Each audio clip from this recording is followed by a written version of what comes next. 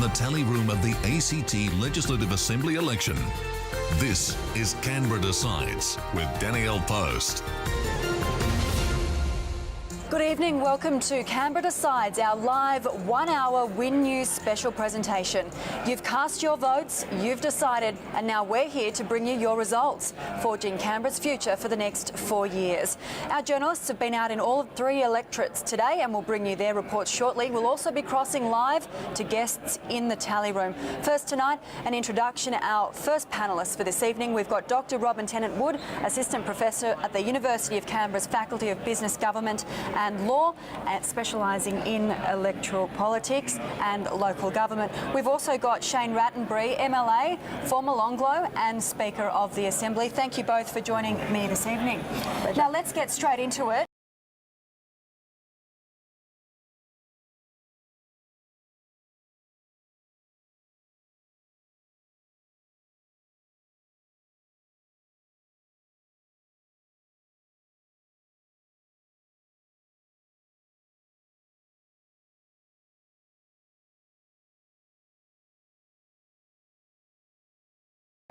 The Labor Party seems to have held their vote reasonably well.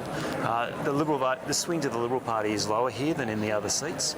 And Meredith, again, there's a swing against the Green, but I think she'll hold on to that seat. There's a couple of key factors that are going to play out in the Longlow. One is what happens to Katie Gallagher's preferences. She's over 2 quotas now. There's going to be a huge surplus there, and so we'll need to see the scrutineering reports come in to see where Katie's preferences are going, whether they're staying in the Labor column or moving out.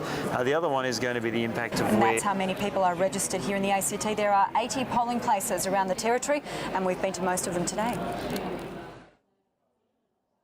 Katie Gallagher was feeling the full weight of her first real test as Chief Minister. Stressed, nervous, exhausted. It's the end of what's been a really long year and a pretty tough campaign. Today proving to be just as controversial for the Liberals as the lead-up. Tams Rangers forced to order candidates to remove large billboards which breach the electoral laws. It's been no problem. We just have a little chat with the official and do what's required and everybody's happy. Labor confident the abundance of signs won't help the Liberals' cause. It's not as though people are sitting on the veranda with a baseball bat waiting for the Labor Party. It's not like Queensland or New South Wales. While politicians thought today was all about them, life was pretty much as usual for many Canberrans. Something for the grandkids to look back on in many years to come.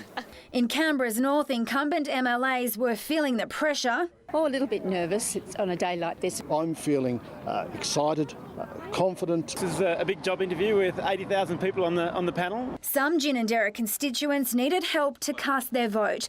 Greens parliamentary leader Meredith Hunter stressed the hard campaigning from her party will pay off. We've run under the banner of making Canberra healthier, more livable and better connected. Confident they'll maintain their numbers in the Assembly. What we want to do now is consolidate our vote, and we are quite optimistic that people will see the hard work we've put in and we'll have our 4 members returned. Most candidates in the southern electorate of Brindabella turned out early. The polling booths were busy right from the word go. In Tharwa though, candidate Val Jeffrey was on his own. He ran in the last election with the Community Alliance Party. This year he's teamed up with the Canberra Liberals. I'm confident. You've got to have a go. And I've spent my life having a go, working for different things, and I'm looking forward to a good night. Brindabella is often made up of 2 ALP members, 2 Liberals and 1 other. All parties are hoping they can pick up that all-important 5th seat, a vacancy left by the retired John Hargraves. Gemma Coombe there, and now we have ACT political reporter Luke Dufficy, who is standing by in the tally room, and he's with ACT Electoral Commissioner Phil Green. Thank you, Danielle. I am with Phil Green, the ACT Electoral Commissioner. Phil, first of all, can you tell us where we're at with the voting, how many votes have been counted? And we'll have a bigger breakdown of the electorates when we come back after the break. We're live in the tally room with Canberra Decides.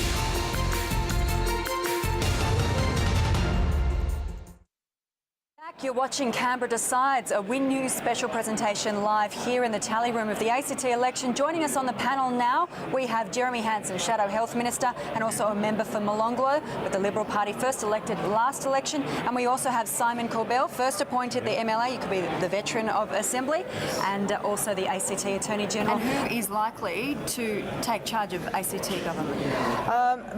My guess at the moment, educated guess at the moment, is that it will still be a return of the Gallagher government supported by the Greens. I would think with certainly a stronger opposition. So I'm looking at probably 8 Liberal seats, 7 Labor and probably 2 Green at this stage. So Liberals in front?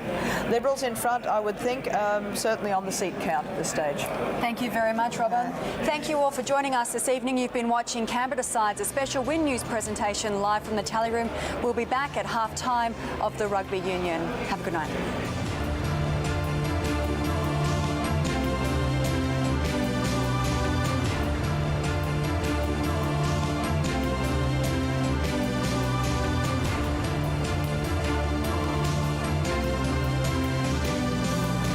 This has been a Win News presentation.